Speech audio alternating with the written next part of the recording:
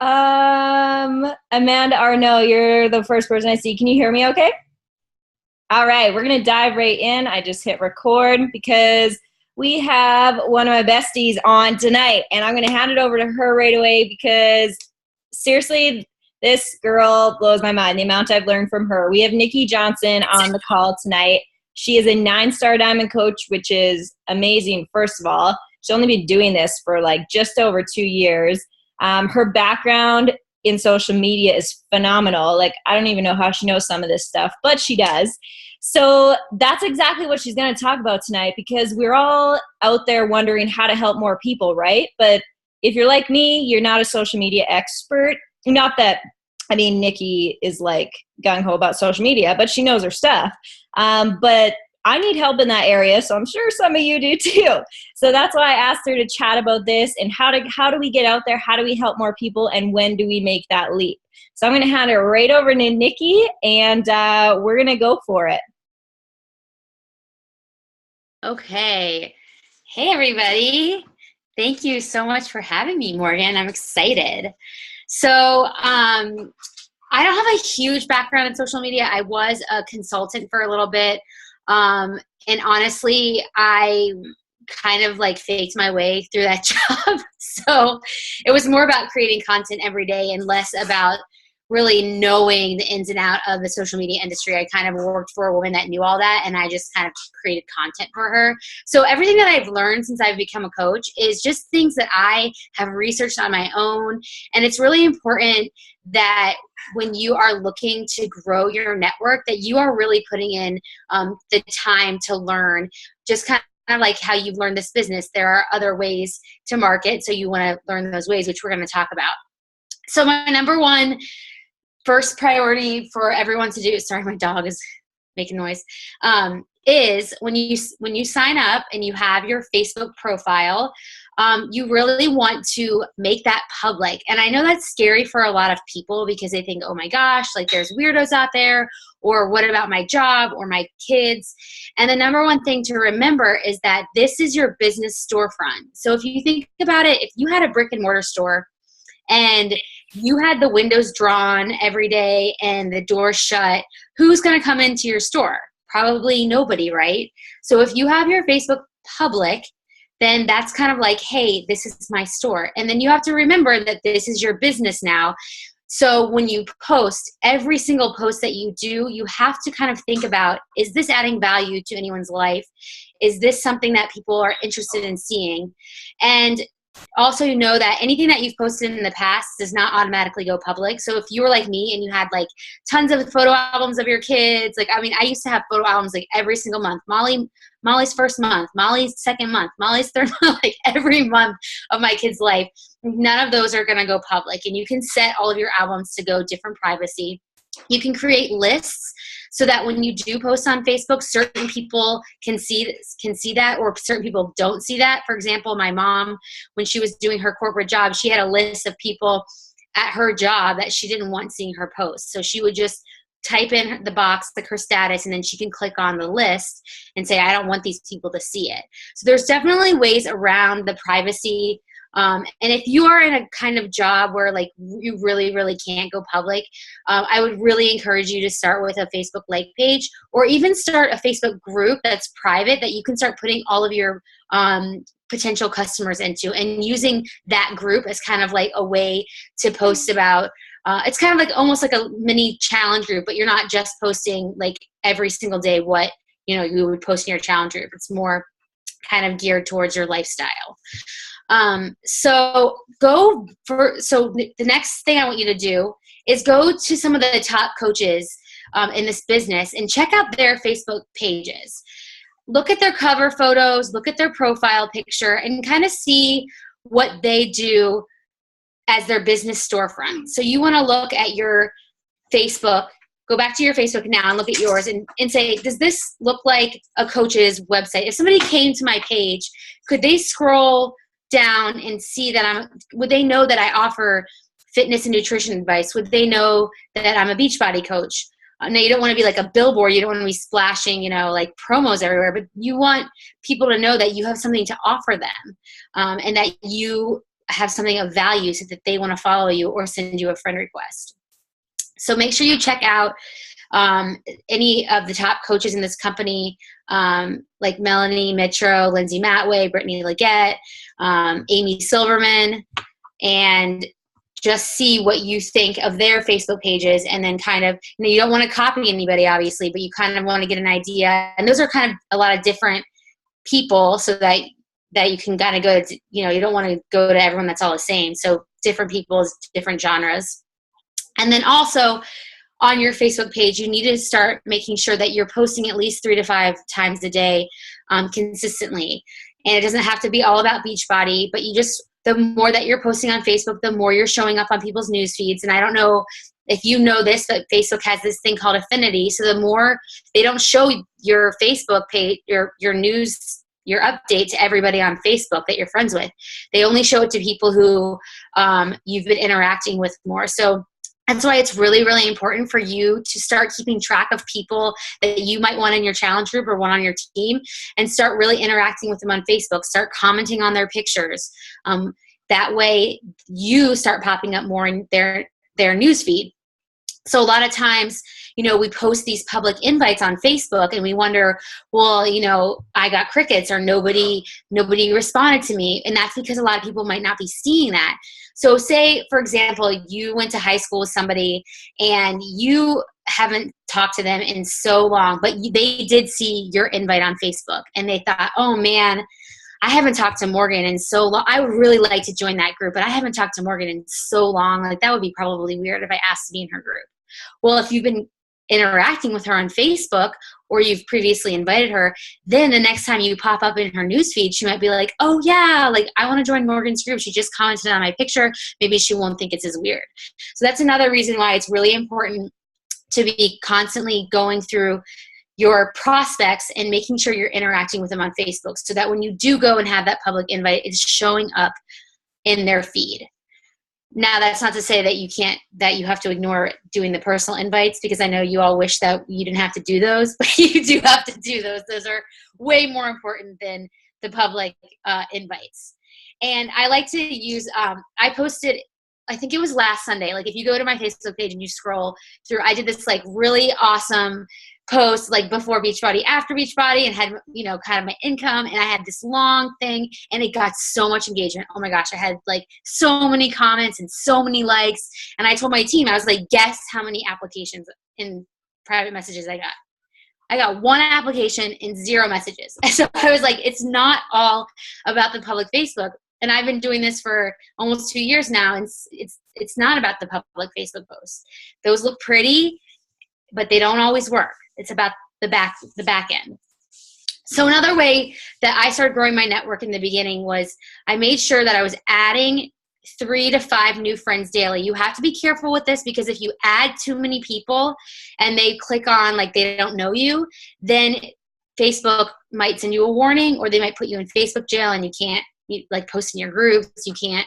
So you have to be careful. So sometimes what you need to do is you need to keep a list. And this is kind of hard, especially if you're not like a super organized personality. Like I'm not really.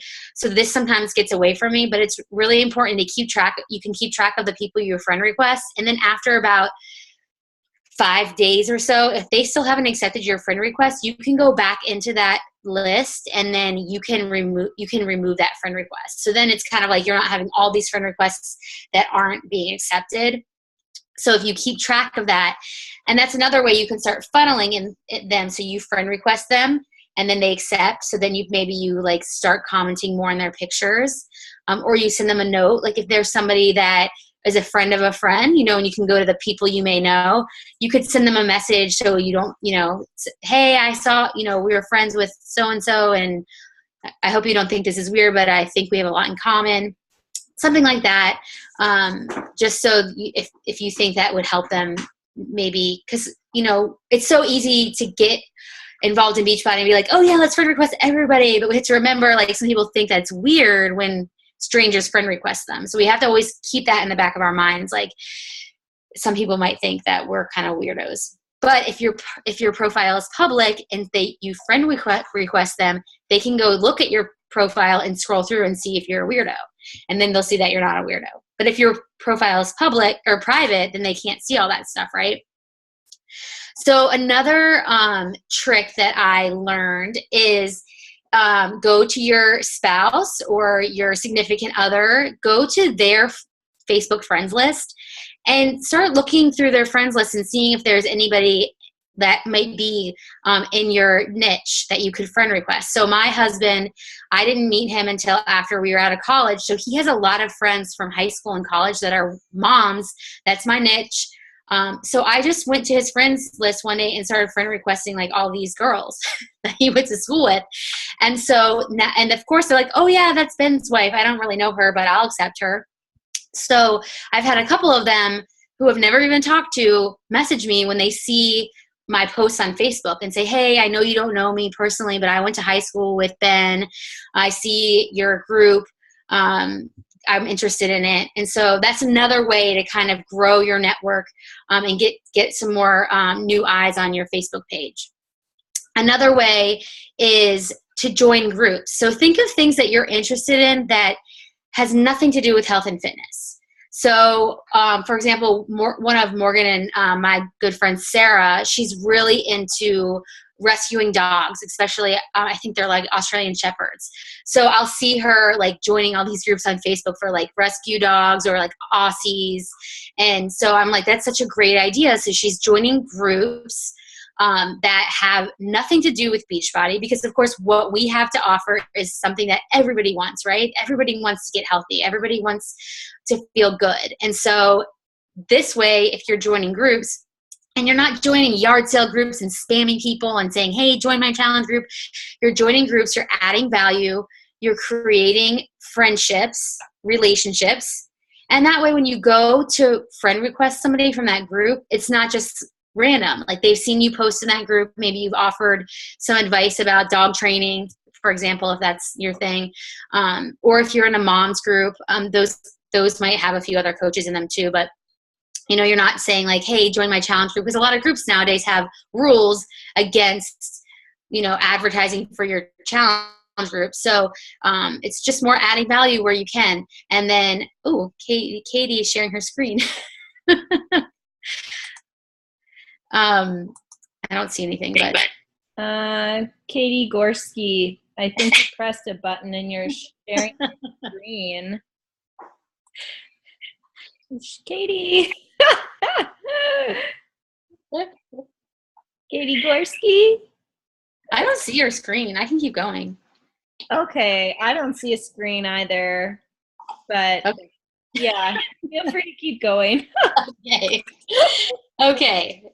All right. So these are just kind of ways to do it to you know, expand your network on Facebook as a new coach. And I want to say, as far as time frame, which Morgan brought up, is like, this is stuff you need to start doing right away. So what happens a lot of times is coaches sign up and they, you know, are having pretty good success with their friends and family. They're hitting Success Club. And then a couple of months in, it just depends on the person, they just hit a wall and they are like stuck, or they're like, oh my gosh, I can't hit Success Club this month. What's going on? And it's really because you've run out of your warm market. And so the most important thing that I like to tell all my new coaches is like, start working on your cold market as soon as possible, because there is a learning curve and it takes time. And if you're kind of like, you know, working on your cold market, and then you're working on your warm market and working on your cold market, you want an easy transition. So like, your warm market's going to die down and your cold market's going to go up, and you'll have an easy transition and you won't have to be as stressed. Now there's always, you know, a certain amount of hustle that we all have to do every single month. But you're not going to be as like with your back against the wall if you're starting your cold market.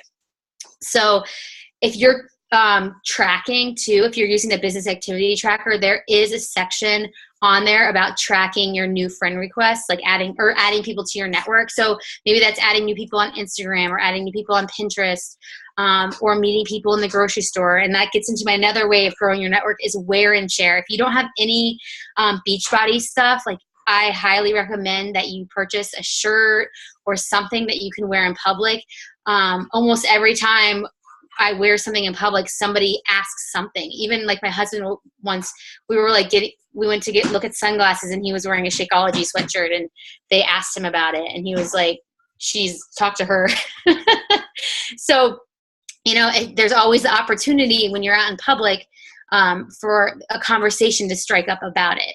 And because we have such recognizable brands, that's just another bonus to doing, especially if you're just, going somewhere where there's a lot of people, like the amusement park, in the summer, there's a lot of people going to Kings Dominion, that's an amusement park in Virginia. You probably never heard of it. You know what I mean?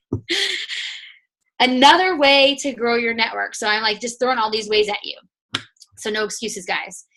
Ask for referrals. Do not be afraid to reach out to your challengers and ask for referrals, or create a referral program. So I have a referral program that anybody who refers somebody to me who buys a challenge pack, I give the referrer, I give them a $25 Amazon gift card. I just go on Amazon.com and I just email it to them.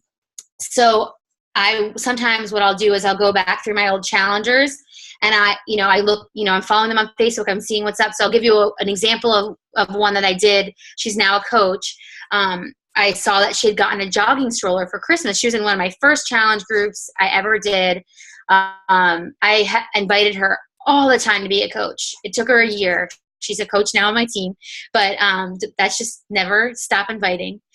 And but I sent her an email. I said, "Hey, Jenny, how are you? I saw that you got a jogging stroller for Christmas. That's so awesome. I'm really jealous. I just wanted to check in with you and to let you know that I have a referral program. If you refer anybody to me who buys a challenge pack, I'll send you a $25 Amazon gift card. So just let me know if you know of anybody who would be interested in joining one of my groups." So there I'm still, have that, building on that relationship with her, but I'm also asking her if she knows of anybody. And since she had a good experience in my challenge group, she's more likely she recommended her sister to me. So, and then obviously when she joined as a coach, I lost her sister as a customer, but that's how it should be, right? So I don't want you guys to be afraid to reach out to your challengers. And you can even do a post in your challenge group at the end and say, if you've had a really good experience, I would love, any referrals. I would love to help any of your friends and your family. And that's just an extra way. So I think they say everyone has at least, like 5 to 7 people that might be interested in what you have to offer. It's also a fun way to invite with referrals. You can always say, message somebody and be like, "Hey, Sarah, I'm running I don't know if you've seen about my accountability groups on Facebook. I have another one coming up. If you know of anybody who would be interested, just send them my way. That would be really great." And so you're kind of like roundabout inviting them. You're not really inviting them. It's in a roundabout way. And so sometimes they'll be like, "Oh, hey, I'm interested. Why didn't you ask me?" It's kind of a, like a sneaky way to invite. That's one of my go-tos. Now we're going to get into the cold market. So I like to say that people in Beachbody have shiny ball syndrome. So every time we listen to a bombshell call, there's like a new training. Like Alyssa has Instagram training, and then Miguel does a like page training, and you're like, "Oh my God, I need to do a like page." And then the next day you're like, "Oh my God, I need to do Instagram." And so it's like so easy to be like, "Oh, that's the better way. That's the better way." And there's all these platforms and all these ways to grow our business that we think that we have to do all of them. And now there's Periscope, right? And so it's just like, what do I need to do to grow my business? And I'm just going to tell you right now, if you have your hands in all the pots, nothing is going to be as great. It's kind of like, when you do like, I don't know about you guys, but growing up, like I did everything. Like I did ice skating, I did horseback riding, I did softball, I did basketball, I did soccer, I did everything. And I was like, I was just like, okay at everything. Soccer was my one thing that I in high school, I just finally focused on that. And when I put everything into that, I got really good. So I think about that with Beachbody. It's like, if you are in everything and trying to do everything, you're just going to be okay at it. But if you really took one social media and put everything you had into it and researched all about it and learned all about it, like how awesome could you be at that one thing? So yes, I do have a blog. Yes, I do have a like page. Yes, I do have an Instagram, but my main focus is on my like page. And then my secondary focus is on my blog. And then I have a YouTube channel. I kind of funnel everything into my personal Facebook page, but my like page is my main. That's where I spend the majority of my time. That's where I invest money. I invest money into ads.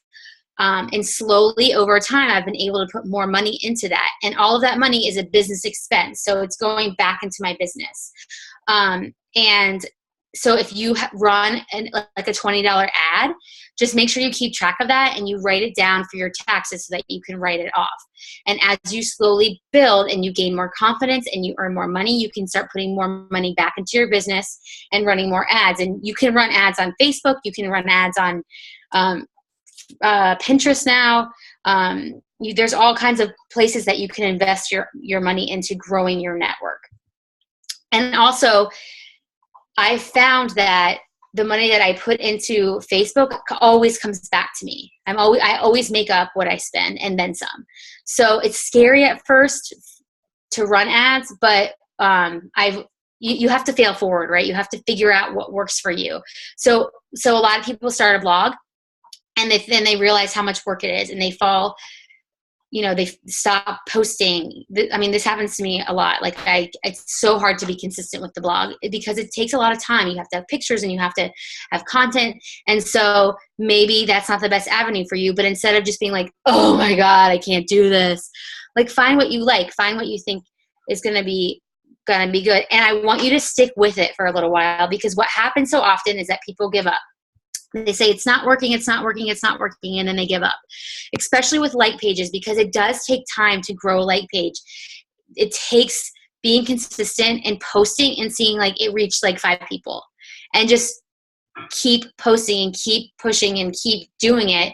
And slowly your audience will grow. I have like 3,000 people on my like page now, but I didn't start with that many people, but it's the consistency that I've put into my page and I'm posting all the time and I'm running ads and I'm learning. I go on YouTube and I read or listen and watch about how to run a like page, how to have a successful like page. So if you're really into Instagram, I would just go on YouTube and watch all the videos on how to grow an Instagram, how to get followers. I think Shalene has a ton of Instagram training if that's like your thing. I find that people who are really good at like photographers are really, really great at Instagram because they have like such beautiful pictures and such an eye.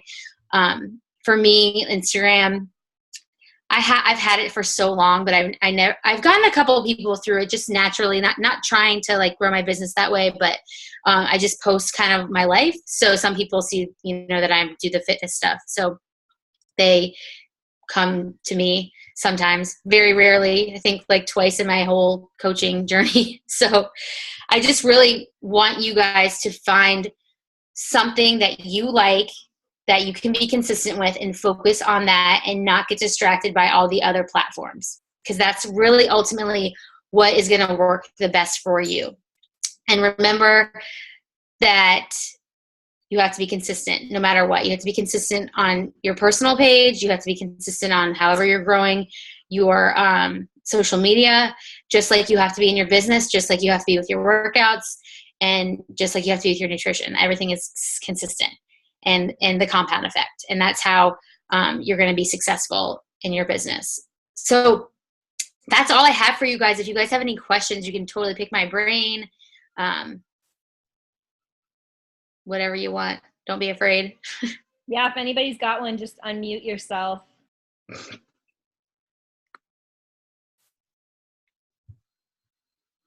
Nothing?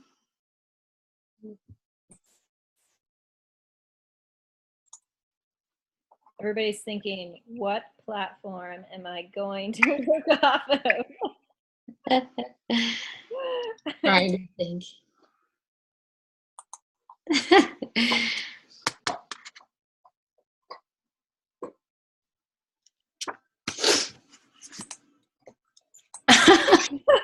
You can message me if you need to.